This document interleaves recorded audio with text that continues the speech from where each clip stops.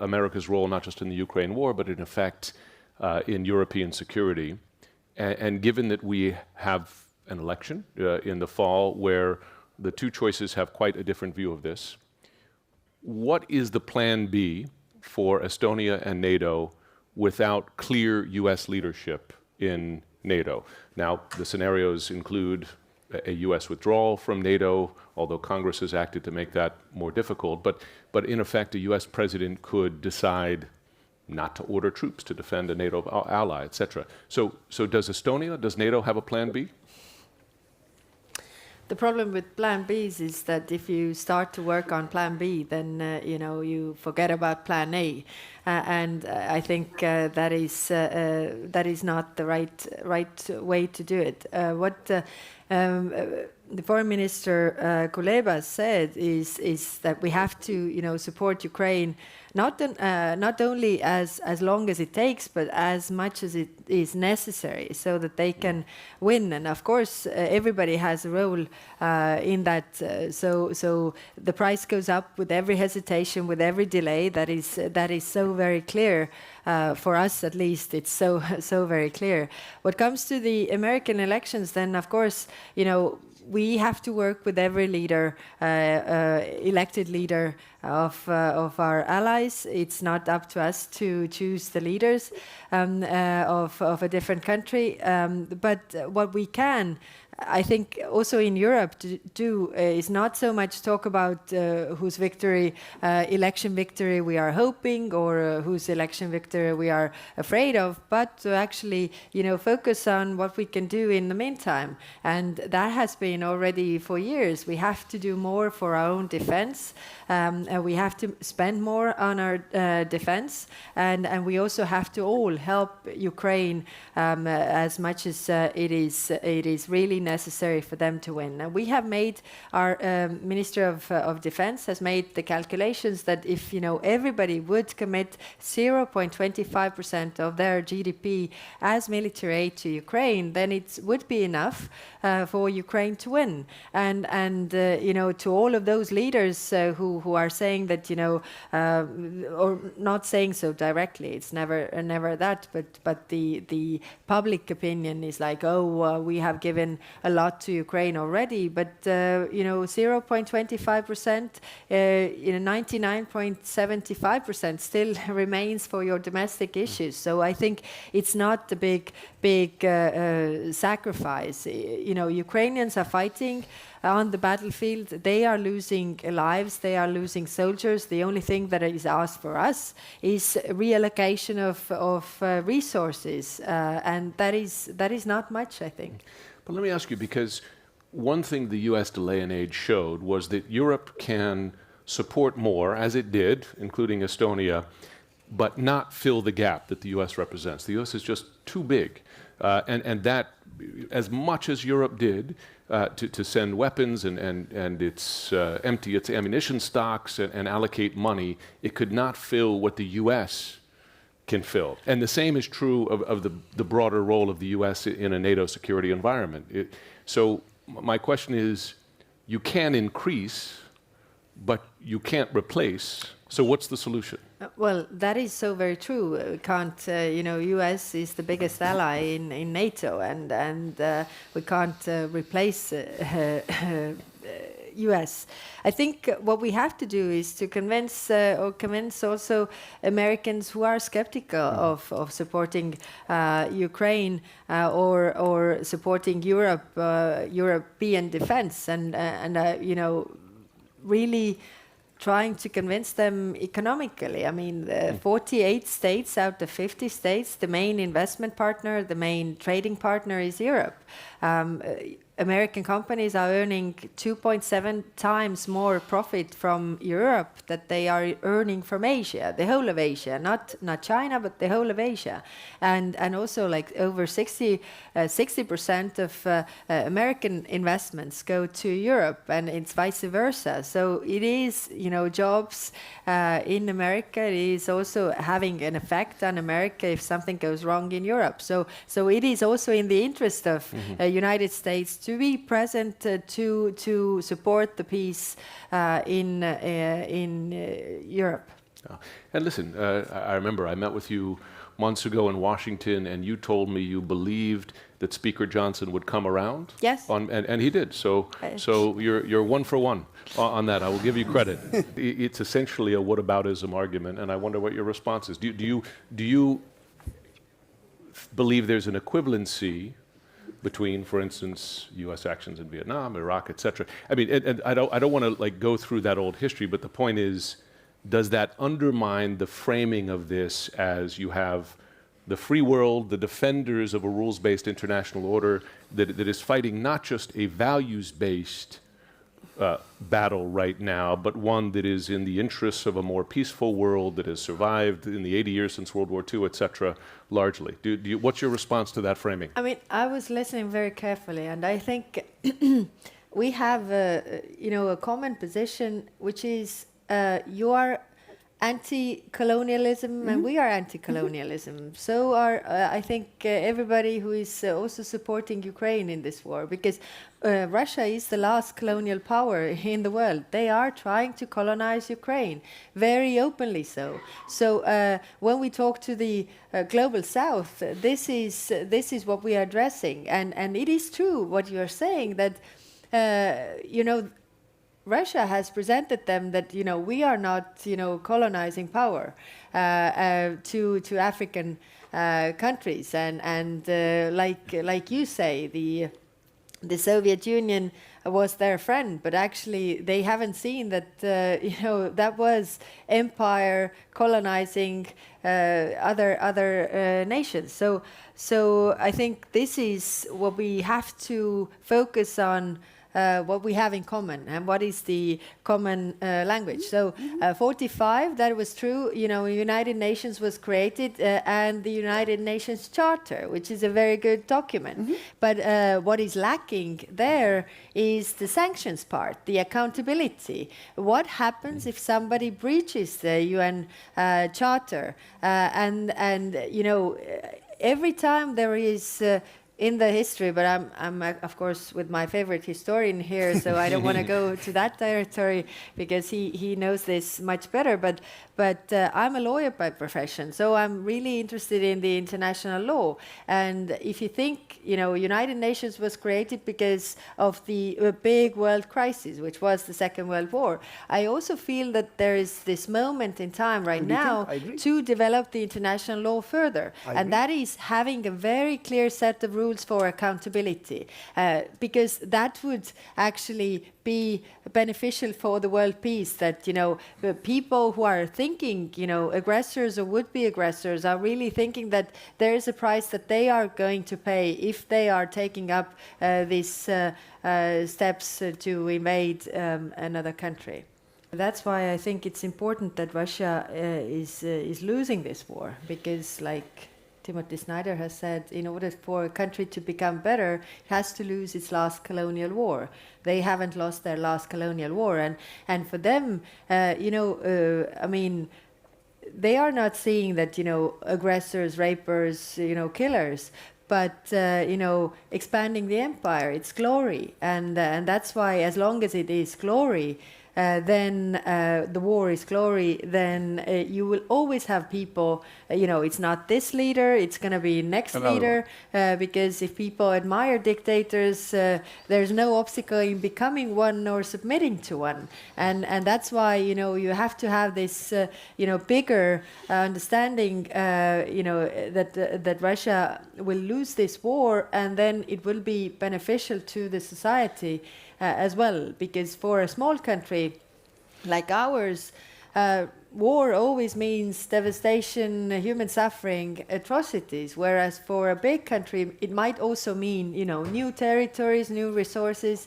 and all the good things that come out of it for those for their understanding. So I think this is important to understand and to also base our strategy on.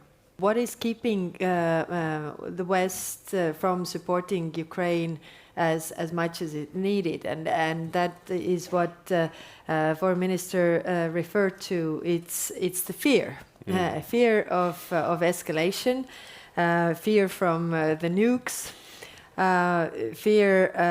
really for the Russian defeat. I've heard that a lot, and if you think about NATO's enlargement, all these events in history, then this continues all the time. That what happens if at that time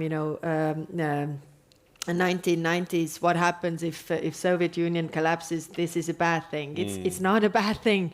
Russia's defeat is not a bad thing, because then there could be really a change in the society, and there are many different nations right now part of Russia as well. I think if you would have more like small nations, it's not a bad thing if the big power is actually much smaller. So and also a fear from elections, because we are all democratic countries. This means that you constantly have to keep up what the public is thinking, and of course you need leadership as well to say what is right and what is wrong and what we have to do. But it's clear that you will have the voices that why don't you just finish this war and we all continue with business as usual?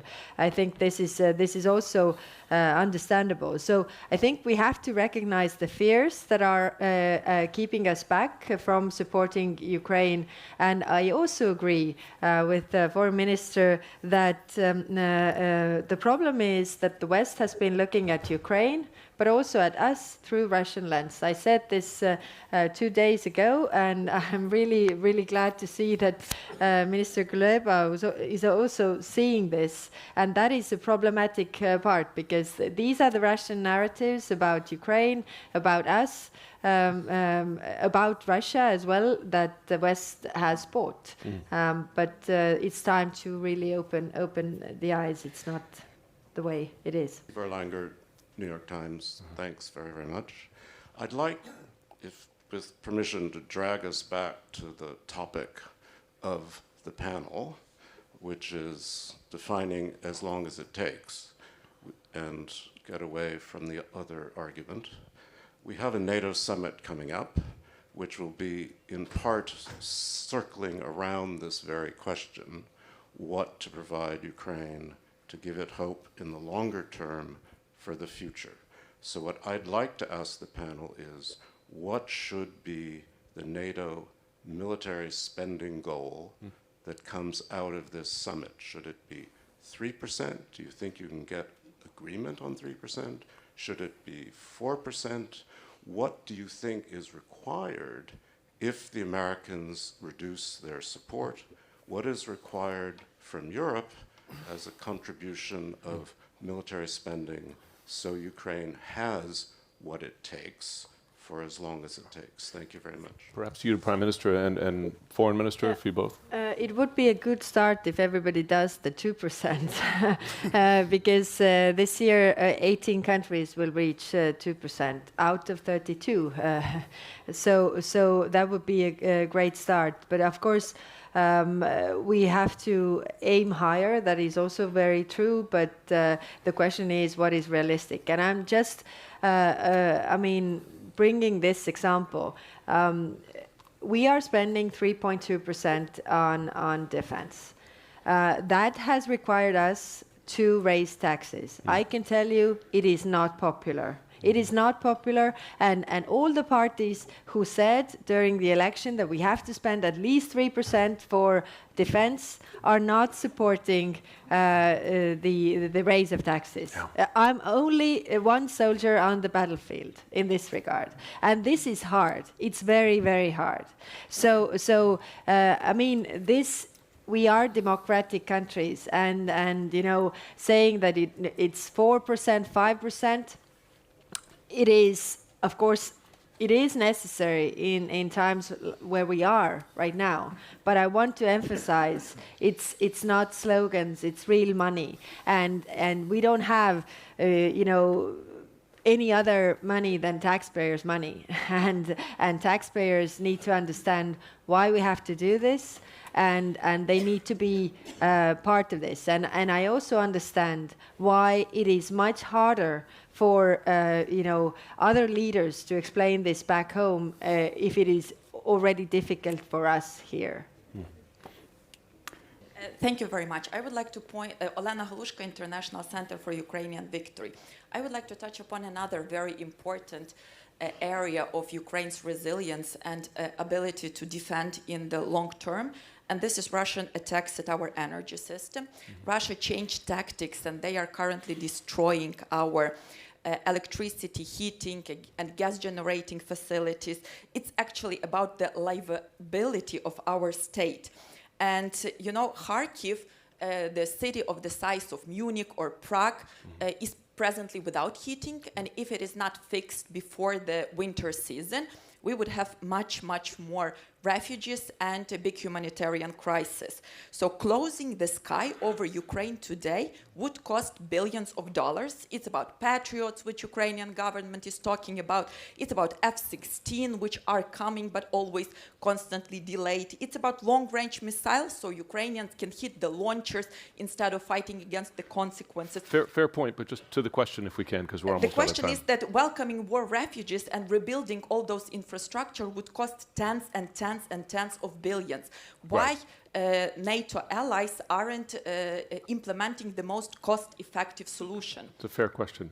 Would you like to direct it to? To the NATO partners. Okay. Who first?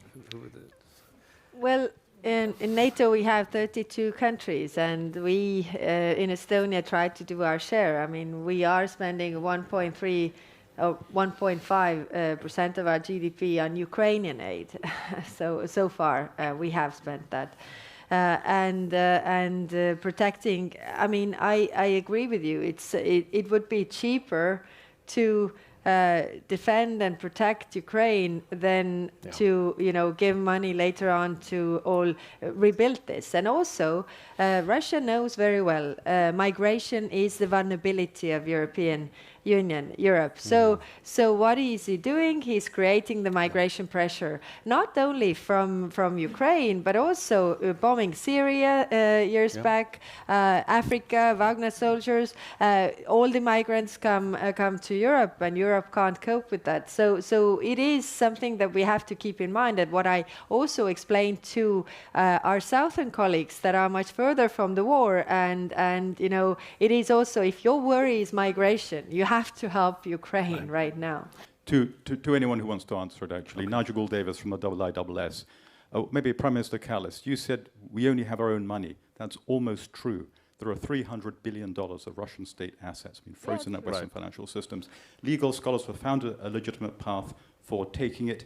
Back to 1938-39, Montagu Norman, the then chairman of the Bank of England, facilitated the transfer of Czechoslovak gold to Germany, the then and future aggressor, on the grounds that this was required for international monetary order. History damns that decision. Surely it would damn a decision not to take the assets of the aggressor. Okay, question? Yeah. No, the asset, well, we have been advocating for using the frozen assets. And as a lawyer, we have, our parliament just adopted the law. And basically, it's very easy. I mean, Ukraine has a legitimate claim towards Russia regarding the damages that they are causing. Russia has a legitimate claim towards us because we have frozen the assets. So we are not confiscating them, but we are recognizing the claim. But we are making the settlement of those claims so that after we have, used this for Ukraine, then the leftovers could go back to Russia if everything is settled. What I doubt, but I see that not all allies are there yet with this, and I'm trying to convince them that you will also at one point come to a point where your taxpayers are asking, why should we pay for the damages that we haven't caused? And that is a very legitimate question, and that's why. And also the second point is, I mean, can you possibly imagine that there's a decision to just unfreeze the assets? I mean, after all that they have done, not. So we need the the strategy also for that, and that is easy because we have something. I mean, we have a saying in Estonian which is hard to translate into English, which is that better to have okay, I will not go. I can't translate that anyhow. But I'm saying that as a lawyer, I'm always in a stronger position when I already have something that I don't give out. Then it's the opposite. And actually, that is our strength, that we have the assets. And all the arguments, I mean, can be disputed, what they are saying, that why can't we use these assets? But the work is ongoing, trying to convince the others as well.